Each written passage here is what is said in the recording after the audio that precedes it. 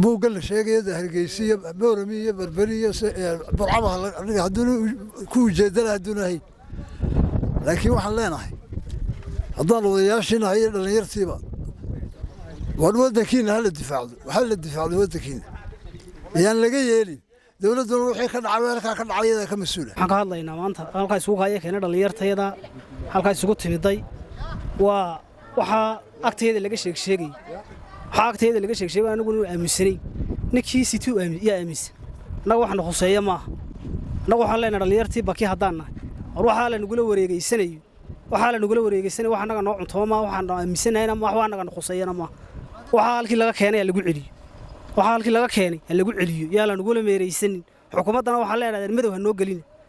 ha noo gelinin oo waxaa lagugula meeraysan adaa laguu jeedaa gadi bursi looma jeedee waad soo jeedaa waxaa lagula meeraysanay waan arkaynaa dowladda qaranka laba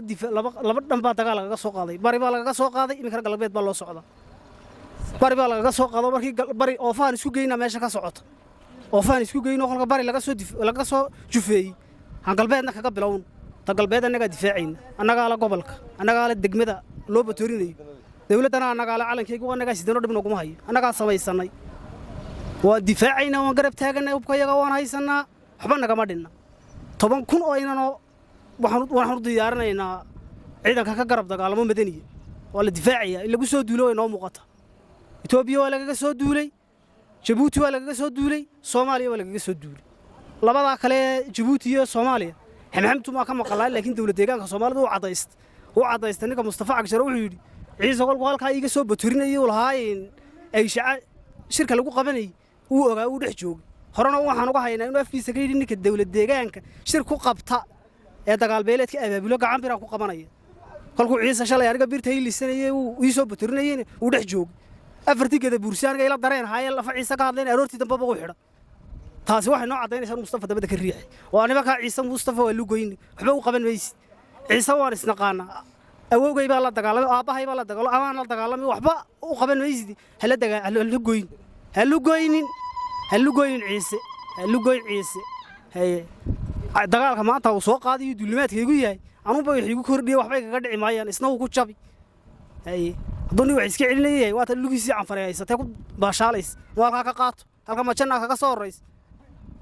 cadaab baa kaga soo horeysa halkan ay lugoyn waxaan ka hadlaynaa buuqa baryahanba ka taagnaa buugan lagu sheegay inuu yahay xeer ciise weligiiba u jiray 500 sano ka hor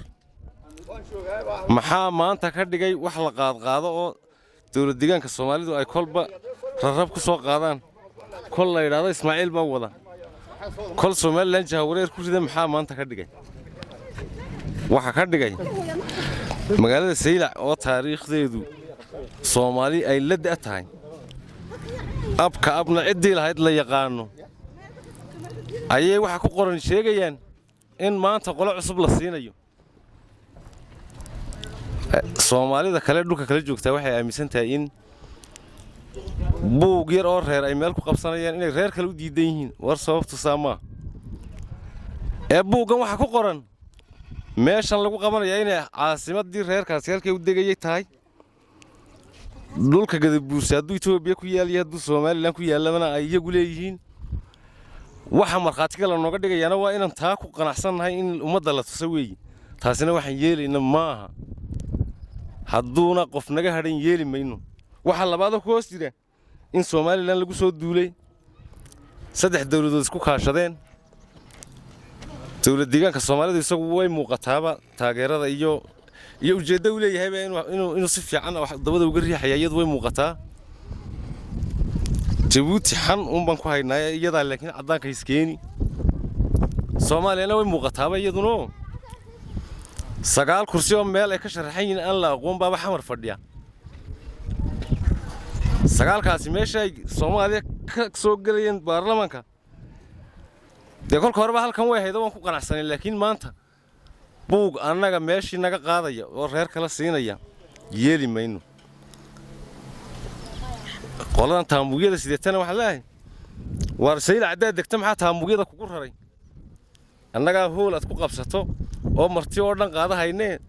oo meesha degan madanaga weydiisid intaad kol Mustafa Cagshar tagayso kol aad Soomaaliland wareerinayso annagaa ku hayna hadduu waxaad qabsanaysaa buugun yahay halkaa bannaankaasaad ula bixiyo meeshii marti u degaysana annagaa ku hayna saylac ninka degana waad garanaysaa taambuugga aad maanta keentana berriba waad rari waxba yeena dad kale iyo shisheeye been ku sheegina innagaa isdhalle sidii aad meesha marka horeba noogula noolayd haddaad diidday dee halkii qaxootigaad kaga timid tegi aan nahay annagu dhallinyarada reer Baki waxa weeyaan qadiyada saylac waxa weeyaan xeer ciisa lagu qabanayaa baa leeyahay xeerka ciisaha waxa weeyaan annagu haddaan nahay dadkii deegaanka lahaa waxa weeyaan haddaan nahay reer awdal iyo zalal oo samaroonay kama kaftameen halka xukuumaduna hore uga soo saartay warbay hore uga soo saartay warka uga soo saartay waxa wasiirka arrimaha guduhu ka soo saaray wuxuu yiri wax lagu qabanayaa ma jirto waxa weeyaan annagu waxaan nahay haddaan nahay reer Baki Somaliland baan ka tirsannahay waxa weeyaan saylac kama kaftamayno waraadkii awiyasheeba yaala ninna gurigiisa in loo dhaafo ma ogolo taasna ma ogolaanayno waxaan xukuumadda u sheegaynaa go'aankii aad qaadateen hore ha ku ekaato xukuumaddu waxa weeyaan afka ha iyo maya lagama wada helo waxa weey wixii ha tiri waa ha weey waxa weeyaan xukuumadda Soomaaliland waxaan ku taageersannahay difaaca iyo isgarabtaaga waxa weeyaan saylac oo lagu soo duulay waxa la yiri baroor tooriga ka weyn baa la yiri buugan way ka weyntahay buug waxa lagu qaban karaa Hargeysa lagu qaban karaa Boorama lagu qaban karaa waxa saylac ha loogu qabtay leeyahay baroor tooriga ka weyn baan leenahay waxaan diyaar u nahay annagu dhimasho ayaan diyaar u nahay haddaan dhalinyarta reer Baki nahay in lagu qabto waxa dhaantay inaan dhimanno ciise waa tuug calooli waasan tahay wuxuu soo tuuga tagay Somaliland hadduu tuugadiisii helo tuug aw soo waayo ma dilana calooshiisu casho tagi doonaa waxa uu soo tuuga tagay waa Somaliland waa saylac waxaan leenahay Somaliland war waxiisa waa tuug calooli waasan tahay waanad aragtay go'aanna waad ka qaadatay go'aankaaga xajiso tuugadiisa waad aragtay intaasaan leeyahay waanad ku mahadsantihiin wasiiradii tagay ee joojiyay buugga boqolkiiba boqol way ku mahadsan yihiin waana ku garab taagannahay way ka noqdeen odhan maayaanu gede buursina maanta dardaari maayo masiirkiisa uba sheegi maayo maanta ma dardaarayo odhan maayo waxbaa laynaga qaadanayaa waa halkana laynaga waan ognahay ciise waa la og yihiin cuqaasheedu waana ku qanacsannahay waxaana ka filaynaa waxa ay wasiirkii iyo muxuu ahaa amnigu ku dhawaaqay ee madaxweynuhu ku dhawaaqay inay iyaguna adkaynayaan annaguna garab galayaan aan iskuna ognahay annaga oo joogna degmada Baki odayaasheedii dhalinyaradeedii iskugu raacsan waxa la eedayaa Djibouti Ismaaciil Cumar Geelana laba qodob baan leeyahay laba nin baa raganimada isku ogol inaka loo abtiga yahay abtigii iyo inaka u dhalay aabihii iyo inaka u dhalay inaku aabihii wuxuu ogol yahay inuu dhinto oo inakiisu dhaxlo inakuna inuu dhaxlo mabsuud ku yahay waa dhimasho la isku ogol yahay iyo dhaxal la isku ogol yahay wax ka raganimo batana waxa loo ogol yahay inakaad u abtiga tahay waan ogol lahay inaad raganimo yeelato waan ogol lahay inaad naga raganimo badato laakiin inaad annaga nagula soo noqoto ma naafilayna meel kale ula duul waaday jirto taa la sheegayo ee duulimaadka ciise soo hubaynaya lilii isagana taasaan u dirayaa ciisana waxaan adkaynayaa aan leeyahay war meydkaad sidataan horta xabaalu doodoonaysa ila xabaal ma noqonaysee dadkii lahaabaa gacanta ku haysta arrintan baryahanba taagan ee buuqa badan dhalisay ee ka soo cusboonaatay galbeedkan Somaliland ee gobolkan Selel ee degmada Saylac ee ku saabsan buuq xeer ciise horta ciise waa tulkeenoo ciisaha nala degan ciise Somaliland uu degayo inta degan buuq ma wadato laakiin waxaan wax meel kale laga soo waariday oo ciisaha Itoobiya iyo meel kale laga keenay way waxaan leenahay Saylac waa Somaliland ma ahan Itoobiya dawladdana waxaan leeyahay ilaahow haa iyo maya hanaga wada siinin horaad go'aan u qaadatee go'aankii hore wixii iska bedelay ee ka soo cusboonaada annagu ma garanayno go'aan waa kii horeed qaadatee maan taageersannahay wixii ka soo noqda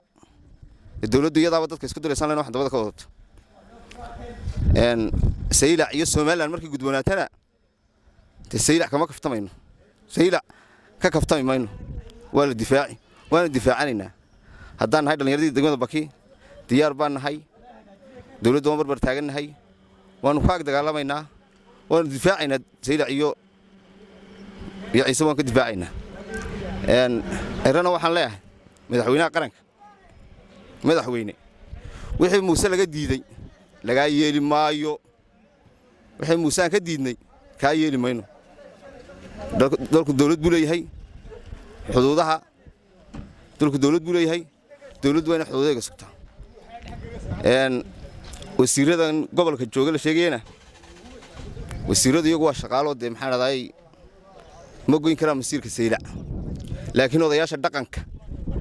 ee gobolka Awdal ayuu ka go'aan masiirka ummadda galbeedka saylac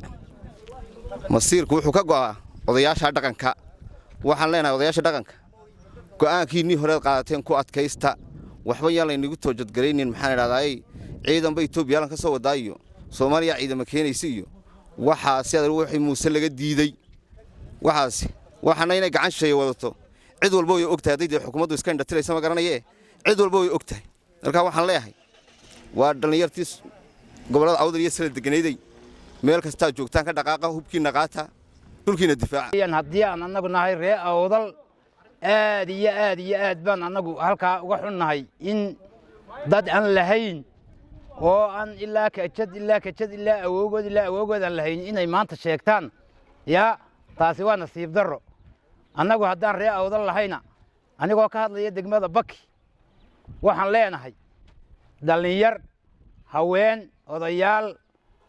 uqaal dhammaan annagu waxaan leenahay waan ku dhimanaynaa degmada Saylac